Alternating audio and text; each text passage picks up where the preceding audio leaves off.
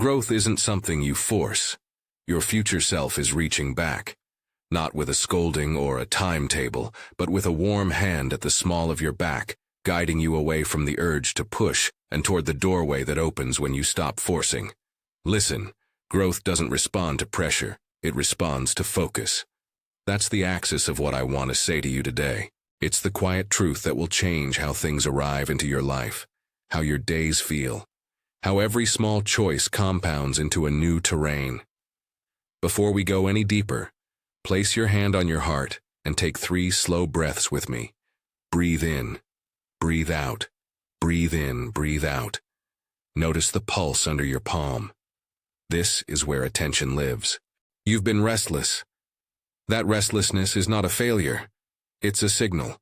Maybe the dreams have come louder, or synchronistic details have been landing in your day like breadcrumbs, or time has begun to feel strangely elastic. Hours stretching, moments collapsing into clarity. You have tried doing more, you've pushed harder, tightened your jaw, scheduled the hustle, doubled down on willpower. You may have been told to grind, to go all in, to treat life like a deadline that must be beaten into submission. That way of moving feels familiar, because survival taught it to you. It worked enough to get you where you are, but it can't become the engine of expansion.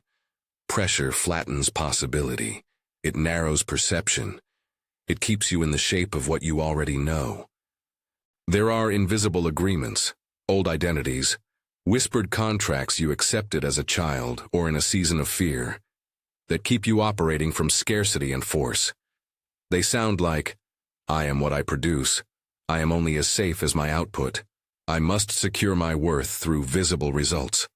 Those agreements create a tension inside you, a tightening of the chest and a mobilization of energy toward holding on. Growth in that state feels heavy. It happens in increments that are punishing, not in movements of ease. Pressure births more pressure. It rarely creates the graceful arrivals you want, the smooth alignment, the effortless, this is mine, the invitations that feel like homecoming.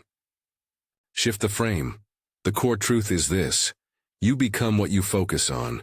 Focus is not about pushing, it's about refining your interior atmosphere so that new realities can find fertile ground.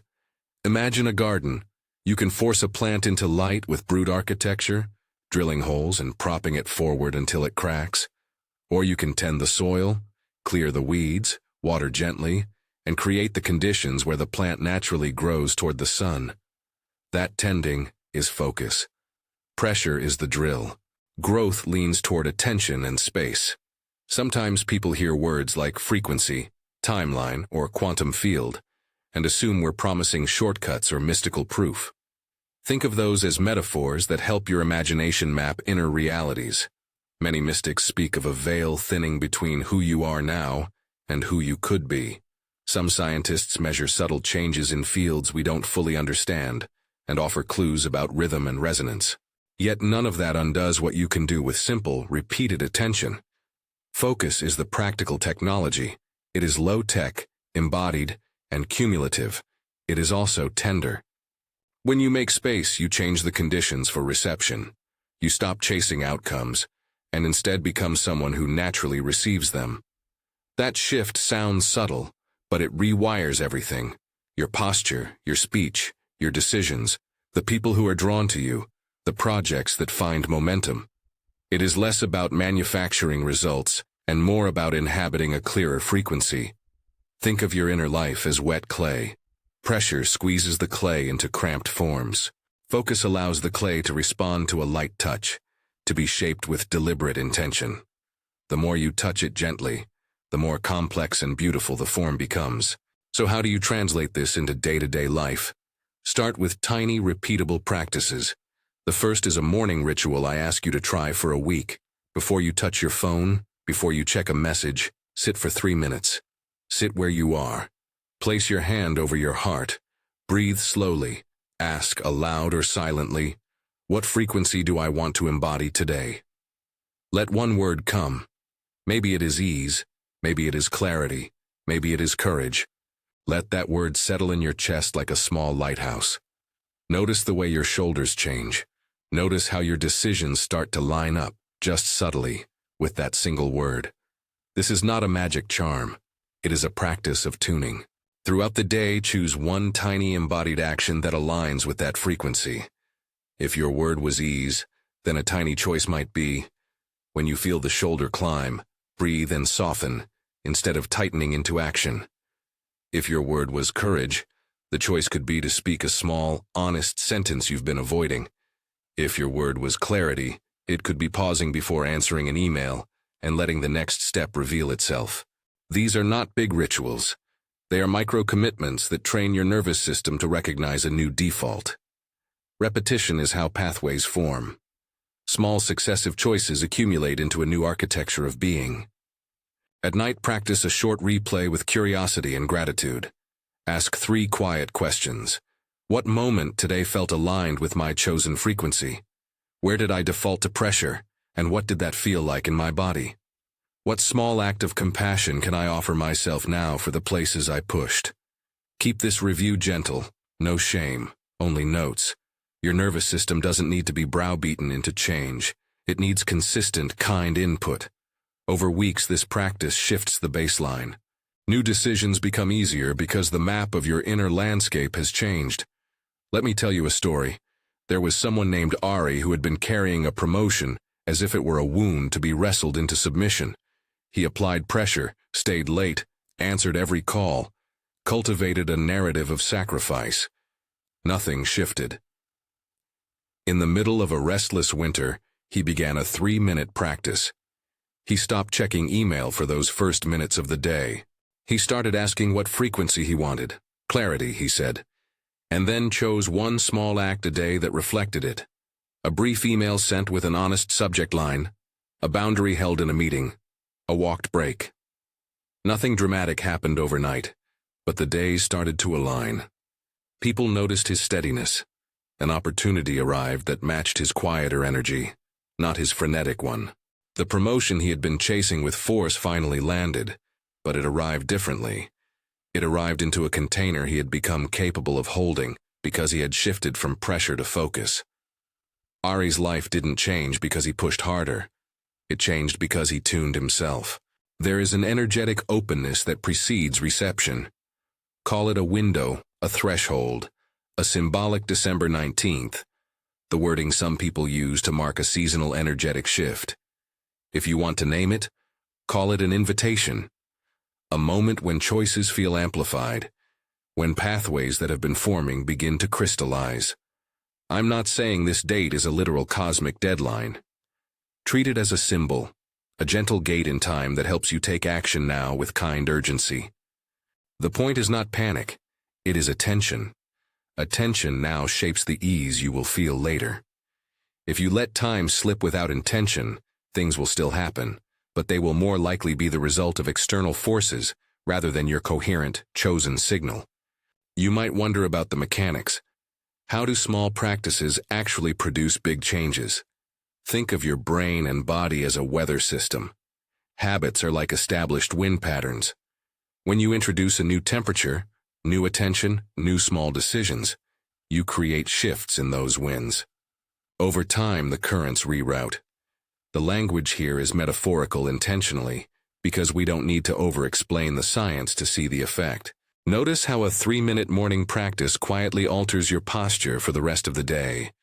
Notice how a single brave sentence shifts a relationship. Notice how nightly review makes you less reactive. These are traces of rewiring, and they happen through repetition, not through force. If you struggle with deeper wounds or trauma, and find that these shifts are not landing as gently as you hoped, consider professional support. Practices are powerful, but some parts of us need skilled companions in order to integrate. There is courage in seeking that help. There is also wisdom in tending to your safety before you attempt new forms of expansion. Now practice with me a short embodiment that models the whole thesis. Sit or stand. Place your feet on the ground and feel the weight of them. Soften your jaw. Place one hand over your heart, the other at your belly if you like. Close your eyes if that feels safe. Breathe in slowly for 4 counts. Hold for a beat. Breathe out for 6 counts, letting the exhale be a little longer than the inhale. Do this 3 times. As you breathe, picture a veil in front of you, diaphanous light between the life you know and the life you are being invited into. Notice a soft thinning in that veil. Imagine your future self on the other side, not distant, but in present tense, already inhabiting a steadier frequency. Hear one sentence they might say to you: stop squeezing, tend. Let that phrase be an instruction rather than a judgment. Now say, out loud or silently, your commitment. I choose focus, not pressure. Say it once, say it twice. Notice what shifts, small or large, inside your chest. Sit with that for a moment. You have made a choice that matters. The work of creating inner space is not dramatic. It is not glamorous. It is the quiet tending that sets up reception. When you stop forcing outcomes, you stop feeding the friction that keeps you small. Focus, practiced with consistency, changes who shows up in your life and how opportunities curve toward you. It opens the pathways that aggressive pushing tends to seal. The difference is palpable.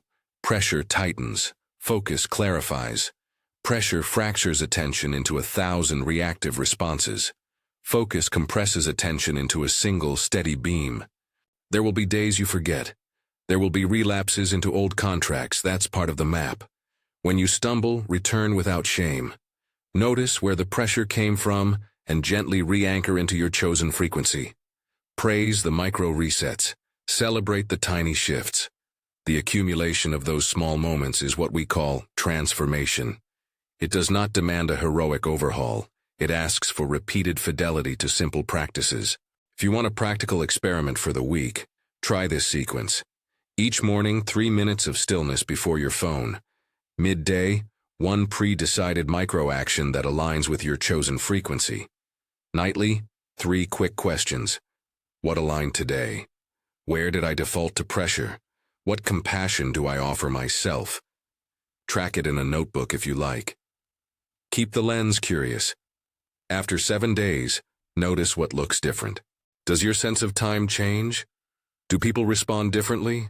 Does a new invitation arrive that feels less like you found it and more like it found you? Remember that the future self who reaches back is not lecturing. It is offering a hand. It has seen the difference between a life grown under pressure and a life cultivated with focus. It wants the latter for you because it knows how much lighter it is to receive than to force. The veil that feels thin sometimes is not a threat. It is an opening. Step through with attention. I'll leave you with one last short practice that you can use anytime you feel the old urge to hammer your way through. Stop. Put your hand on your heart. Breathe for 3 counts. Ask, what one tiny thing right now would be most aligned with my chosen frequency? Do that one thing.